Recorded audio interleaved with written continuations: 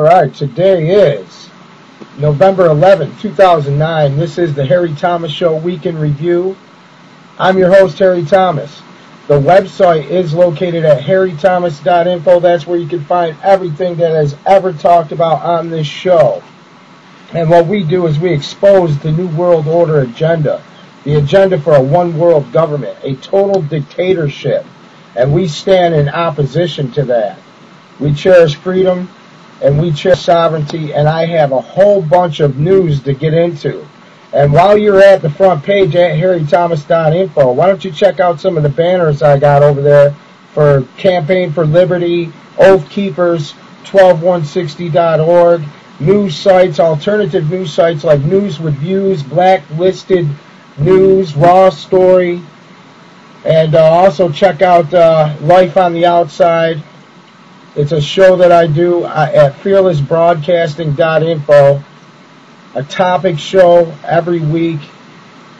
This week coming up is global warming. Last week was chemtrails. We've done mind control and secret societies and government-sponsored terrorism. And we're about to explore a whole bunch of more stuff there. So stay tuned for that weekly show, Life on the Outside. This week, one of the big news is, has Baxter released a bioweapon in the Ukraine?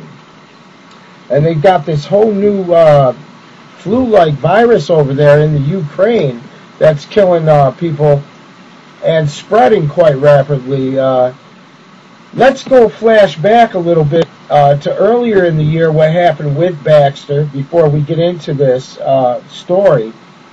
Where Baxter released live avian bird flu inside its vaccine materials and sent it out to 18 countries. And I've got a news clip flashing back to exactly what was happening back then. And we'll get... Our first story is from the "You've Gotta Be Kidding Me" category. In February, Baxter International, a biotech company, was discovered to have shipped vaccines containing the live killer avian flu virus to 18 countries. A story that was covered by ICN in our March 8th broadcast, but was totally ignored by the national media. The story has taken on even more relevance since the swine flu broke out in Mexico a few weeks ago. Unbelievably, Baxter International is now working with the World Health Organization to get their hands on a sample of the swine flu in an attempt to develop a vaccine. Can anyone justify a company who mistakenly ships out avian flu virus to 18 countries getting anywhere near a potential pandemic version of the flu virus? There are a lot of theories floating around about the origin of the Mexican swine flu, but no hard facts yet in how it started. So what we do know is that this flu virus has similar traits as the 1918 Spanish flu that killed around 50 million people worldwide. A frightening aspect of this current flu virus and the 1918 version is that both began with mild outbreaks in the spring. In 1918, the version went silent during the summer, only to make a deadly reappearance months later in the fall flu season, when millions started to die from the virus.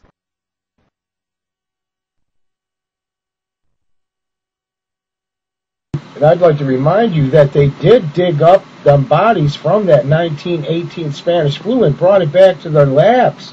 And that's where they experiment and they come up with these concoctions that they do release on the public as part of their eugenics program, a depopulation program. And this article by Dave Roscom, has Baxter released a bioweapon in the Ukraine? This came out on Rents.com.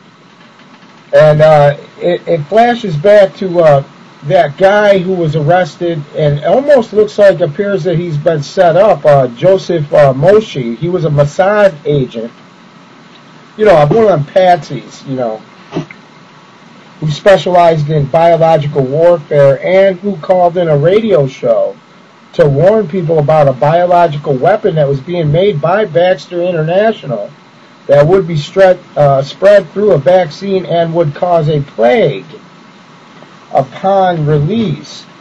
Says Moshe said the biological weapon was being produced. Moshe claimed that Baxter's laboratory in the Ukraine out of all places, was creating this biological weapon. You know, that is a red flag, especially when you look at Baxter's history. It says, however, it appears that this virus is a form of flu. This makes the odds of it being right when guessed that a deadly flu is going to break out in the Ukraine even smaller. So, you know, the chances that somebody could predict something like that and then all of a sudden this coincidentally again happens in the country in question. You know, it must also be noted that massive numbers of microbiologists have been dying bizarre deaths. And I've been reporting on this for years. It's a huge list now of microbiologists that have been suddenly been murdered, questionable suicides, overdoses, you know, all kinds of strange deaths. And this is a case who appeared to be a brave man who sacrificed all to bring a message, may explain why so many microbiologists have been murdered. The fact that this man managed to predict an outbreak of a highly lethal influenza in a place where you would least expect it, 2 months before it actually occurred, lends credence to his claim that Baxter International is responsible for the outbreak and shows that top microbiologists can pose a problem to the people responsible for this ongoing disaster. And, you know, that's really what we've been thinking behind the deaths of all these microbiologists is they're either wiping out the people who created these things in the lab or people who can decreate or come up with a vaccine or expose it. And they're coming up dead. And then we're getting these outbreaks here in the Ukraine. I had comments on the Huffington Post website on an article about Moshi's arrest documenting his claim that influenza virus is a vaccine manufactured by Baxter in Ukraine, replicates RNA from the 1918 flu and is meant as a bioweapon. Wow. I mean, these reports here, I mean, look at what Baxter's done in the past. You know, these things have to come into question. They have to. I mean, they dug up 1918 Spanish flu victims to get the DNA to bring back to their labs. The Centers on Disease Control, all these people. And the people at the top are eugenicists. They want to create, and they brag about it. They say they want to wipe out 80-90% of the population on the planet. And they brag about how they're going to do it through vaccines, through all kinds of other devious implementations. It says here 5 persons. Well, it also says here the 1918 influenza was not the flu Americans were familiar with. It was a horror that turned victims bluish-black when drowned them in their own body fluids. The death toll highest in the ages 15 to 40. Those in the peak of health, too. The victims would be fine 1 minute and the next incapacitated, fever-racked, and delirious. Temperatures rose to 104 to 106 degrees. Skin turned blue, purple, deep brown from lack of oxygen. Massive pneumonia attacked the lungs, filling them with fluid. Blood gushed from the nose.